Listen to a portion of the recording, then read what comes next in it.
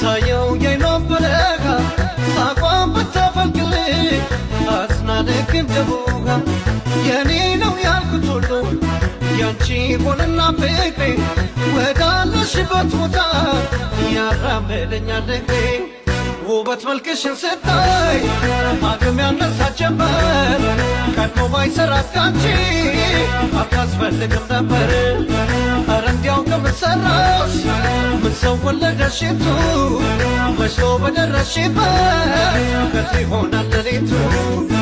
ውበት መልክሽን ስታይ አቅም ያነሳት ጀመር ቀድሞ ባይሰራት ካንቺ